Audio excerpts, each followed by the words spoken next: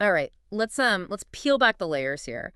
We're diving deep into what seems like, well, a real paradox from NVIDIA's Q2 fiscal year 2026 earnings report. Yeah, it's fascinating stuff. Right. Picture this. A company posts just absolutely stellar results. I mean, beating expectations everywhere you look. A definitive beat and raise. Textbook stuff. Exactly. And yet, its stock price takes a slight dip. Right. So what in the world does that mean when success itself seems to, trigger a pullback? Well, what's really intriguing and what we're going to unpack today is that this isn't really a sign of fundamental weakness for NVIDIA. Not at all. Yep. Instead, it's almost like a masterclass in market psychology. And frankly, the extraordinarily high bar that investor speculation sets these days. So the hype machine kind of got ahead of itself? You could say that. So our mission in this deep dive is to, deconstruct these dynamics, really understand the core financial strength, which is definitely there, analyze that nuanced market sentiment that caused the dip, and then look ahead, look at the strategic drivers shaping where NVIDIA is going. And for you listening, understanding this specific case, NVIDIA's case, it gives you these crucial insights into the broader AI market, right? And investor expectations, how they work, and how even the most dominant companies have to navigate this kind of pressure. Precisely. It's a great lens to view the whole sector through. Okay, let's cut straight to the chase then, the hard numbers.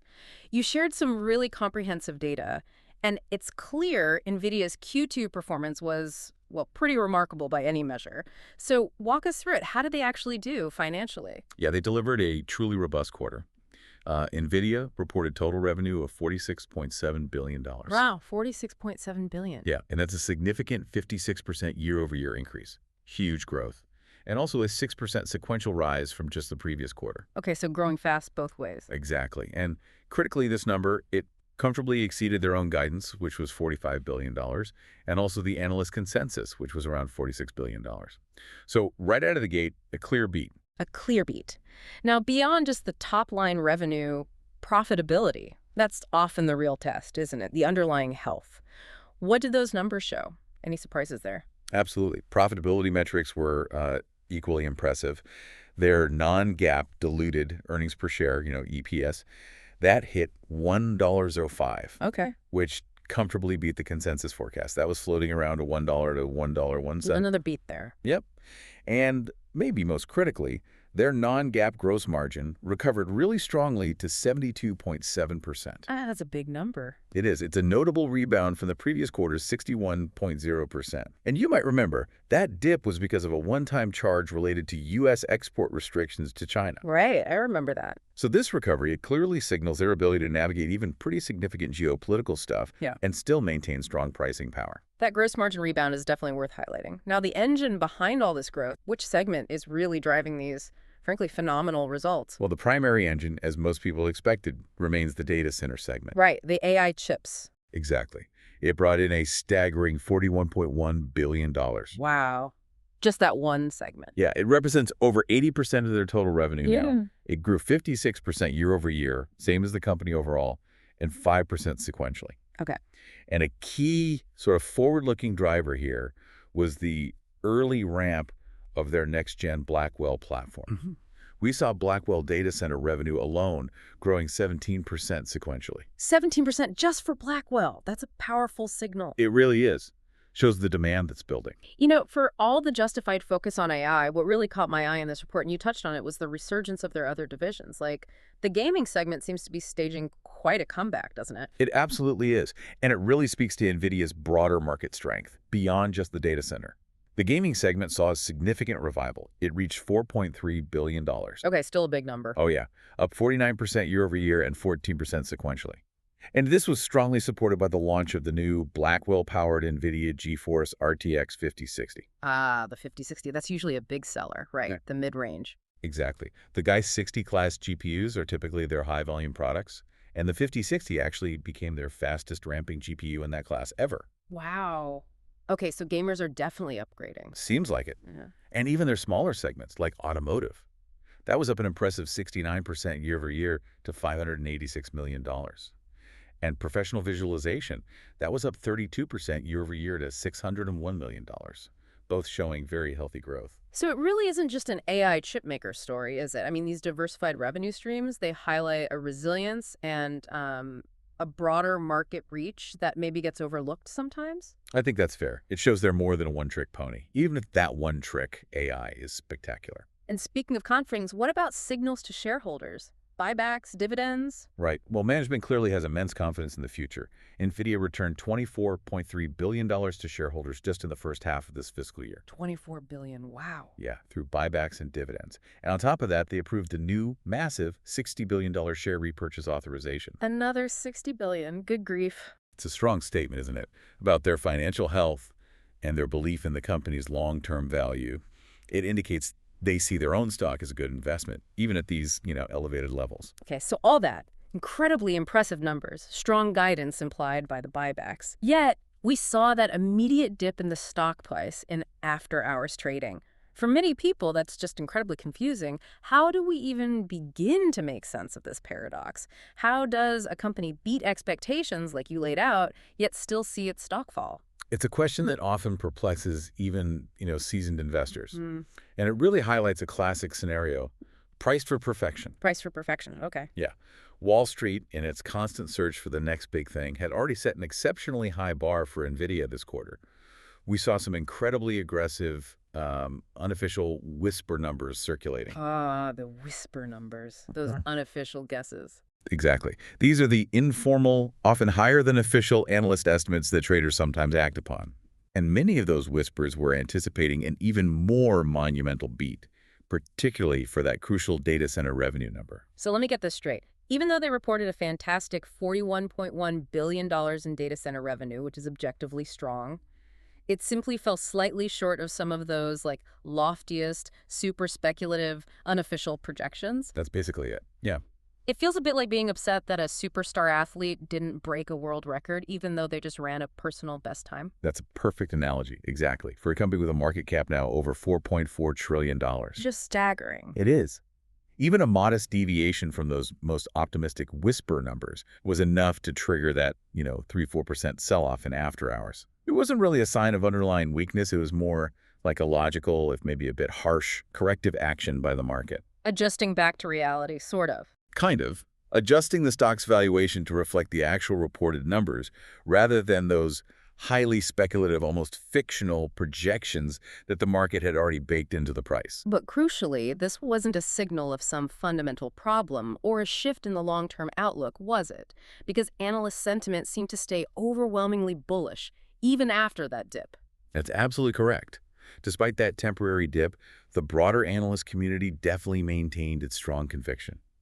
We saw 58 out of 65 analysts still holding a buy or strong buy rating. That's huge consensus. It really is. And you saw big firms like Morgan Stanley raising their price target to $206, Goldman Sachs to $200, Morningstar to $190, all of them basically reiterating their belief in strong demand and, importantly, improving supply for the new Blackwell GPUs. So they saw the dip as just noise, essentially. Pretty much. They clearly indicated they saw it as a momentary psychological reaction, not a sign of some fundamental flaw in the business or the story. It's clear NVIDIA had a stellar quarter, and the market reaction was, well, complex, let's say. But this isn't just an NVIDIA story anymore, is it? Given their sheer scale, what they say and do seems to send tremors through the entire AI landscape, maybe even the whole market. Oh, absolutely. What's truly fascinating here is NVIDIA's just outsized influence.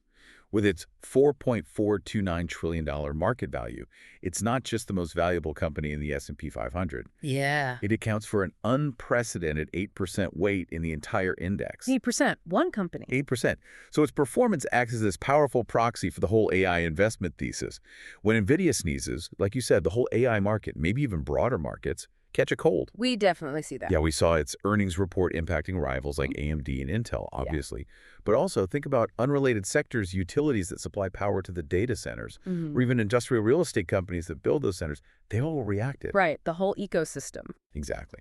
So NVIDIA's earnings are more than just a company report. They're really a barometer for the health and the sustainability of this broader AI boom, which makes this deep dive, essential for understanding those wider market trends. Okay, so we've dissected the recent past, the numbers, the immediate market reaction. But what truly defines NVIDIA's story right now is where they're heading, isn't it? And at the heart of that future seems to be the Blackwell platform. That's really the engine for the next phase. Precisely. CEO Jensen Huang famously stated, "The AI race is on, and the Blackwell platform is, without a doubt, at the very center of that race for NVIDIA." Right. Production for Blackwell is ramping up at full speed. That's the company line. And demand is described as extraordinary. That 17% sequential growth in Blackwell data center revenue we mentioned earlier. Yeah, that jump. That's just the early indication. It points towards what promises to be a really powerful long-term product cycle. It's not just about meeting the current crushing demand. It's about setting the stage for the next few years of AI infrastructure build-out. And it's not just about the raw chip power itself, is it?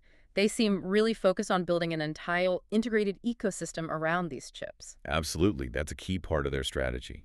NVIDIA is focused on what they call their AI factory concept. AI factory. Yeah, they're providing these integrated rack scale systems, like the NVL72. So what that means for you, the customer, is they're not just selling individual chips anymore. They're selling entire pre-built data center racks.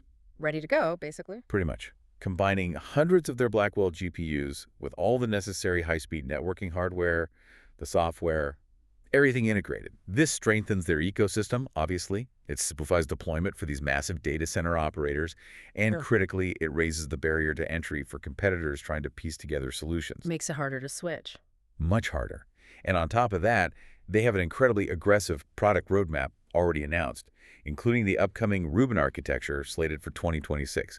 So they're not resting on their laurels. Always looking 2 steps ahead. Now, let's talk about the elephant in the room, geopolitical headwinds. Specifically, those U.S. export controls on advanced chips going to China. How is that impacting their strategy and their outlook? Yeah, this is a key ongoing variable, no doubt. NVIDIA confirmed no H20 sales to China in Q2 FY26. The H20, remember, is that specially designed lower power chip they made just for that market under the previous rules. Right, the compliant chip. Exactly. And interestingly, their Q3 guidance doesn't assume any shipments to the China market either. So they're guiding strong even without China sales baked in? That's the really interesting dichotomy here. Their exceptional performance, the numbers we talked about, they were achieved without access to what was previously a pretty significant market for them. That says a lot about demand elsewhere. It really does. It clearly demonstrates that the demand from other regions, North America, Europe, other parts of Asia, is overwhelming. It proves the AI boom is truly global and robust enough, at least for now, to compensate for those restrictions. But there's an if, right? There's always an if. Any future resumption of sales into China, should political tides shift, would represent a powerful potential upside that isn't currently factored into their official guidance. That's the potential positive. Okay. However, we have to acknowledge the ongoing risks. Unpredictable regulatory restrictions could always pop up. And, maybe more critically long-term, China is definitely accelerating its efforts to develop its own robust domestic AI chip industry. That could present a really formidable competitor down the road. That's a critical point. So the immediate impact is lost revenue, maybe, but the long-term strategic consequence could actually be fostering a new, powerful competitor. Okay, so speaking of competition, are rivals like AMD and Intel actually making any kind of dent in NVIDIA's dominance right now, or are they still mostly playing catch-up? Well, NVIDIA's dominance is, let's be clear, still very well established. They hold approximately 80% of the AI accelerator market, give or take. 80%. Still huge. It's huge. Their data center revenue alone, that $41 billion number, it's more than 5 times greater than AMD and Intel's comparable segments combined. 5 times? Wow. Yeah. Now, rivals are mounting challenges. AMD has its MI350, which is reportedly being positioned as a more cost-effective alternative to Blackwell, maybe 30% cheaper, potentially with better memory bandwidth, according to some report. Okay, competing on price and specs. Right. And Intel has its Gaudi line, which they're aiming to be significantly cheaper, maybe 50% cheaper than NVIDIA's older H100. Okay. So there's definitely competitive pressure. There's always a but with NVIDIA. There is. It's crucial to understand NVIDIA's true economic moat. It's not just about the hardware specs or the price. It's their comprehensive CUDA software ecosystem. CUDA. Think of it like the operating system for AI development. Developers, researchers, companies. They've spent years, some sort of decades, building their AI models, their applications, their workflows on CUDA. It's sticky. Incredibly sticky. The sheer effort, the time, the cost involved in rewriting all that complex code to run on a completely different platform like AMD's or Intel's, it makes switching incredibly difficult and expensive. The switching costs are high. Extremely high. It effectively locks customers into the NVIDIA stack. So while competitors might offer cheaper hardware on paper, the total cost of ownership, factoring in the software migration and the mature developer ecosystem, remains a powerful advantage for NVIDIA. That's a vital distinction. The software moat is just as important, maybe more important than the hardware lead. So, okay, looking ahead then. What did NVIDIA's actual guidance for Q3 tell us about their confidence in the trajectory of this AI supercycle? Did it confirm the strength? Oh, it more than confirmed it. The company's forward guidance for Q3 FY26 was perhaps the strongest signal yet of sustained, even accelerating growth. NVIDIA expects revenue of $54.7 billion, plus or minus 2%. $54 billion. That's another huge jump from Q2's $46.7 billion. It's a massive sequential increase, over $7 billion quarter over quarter. And importantly, it also exceeds the analyst consensus, which was around $53.2 billion. So another beat on guidance. So the train keeps rolling, even faster. Exactly. This isn't just incremental growth. It confirms the AI supercycle isn't slowing down. If anything, it suggests it's entering a new phase of really robust, maybe even exponential expansion. And they also projected non-GAAP gross margins to tick up again to 73.5%. Still climbing. Yeah, signaling continued expansion towards their stated goal of mid-70% margins, which just indicates incredible pricing power and operational efficiency. So if you were to quickly summarize the bull case for NVIDIA right now, what are the key pillars holding that up? The bull case for NVIDIA is built fundamentally on virtually unabated demand. The hyperscalers, the massive cloud providers like Microsoft, Meta, Amazon, Google, they're sharply increasing their AI infrastructure spending. Okay. Budgets keep going up. Trillions, potentially. Well, NVIDIA themselves estimate the cumulative data center spending could reach $3 to $4 trillion by the end of this decade. Wow. Which suggests an absolutely massive total addressable market, or TAM, and a very long runway for growth. Add to that their clear technological leadership, that aggressive roadmap we talked about with Rubin coming in 2026. It solidifies the bull case. They're not just riding the wave. Arguably, they're creating the tsunami. All right, that paints a very, very rosy picture. But every investment, every company has risks. What about the bear case? Despite these incredibly strong fundamentals, where does the risk actually lie for NVIDIA? Yeah, and this raises that important question. Despite the strong fundamentals, where does risk genuinely lie? The bear case almost universally centers predominantly on its extreme valuation. Back to being priced for perfection. Exactly. A forward price-to-earnings multiple, PE, of over 42. That's more than double the PE of the overall S&P 500 index. Okay, that's rich. It's very rich. And it leaves, as the saying goes, very little margin for error. Any minor disappointment, even a strong quarter that just doesn't meet those loftiest whisper expectations, can trigger significant volatility, as we just saw in after-hours trading. Makes the stock vulnerable to sentiment shifts. Highly vulnerable. Other key risks include customer concentration, the fact that a few big tech clients account for a huge portion of their revenue. That gives those clients potential negotiating power down the line. The ongoing geopolitical headwinds we discussed are always a risk. And, potential increased competition, even if it's currently lagging, you can't ignore it forever. Right. So the investment debate isn't really about whether NVIDIA's business execution is superb. It clearly is.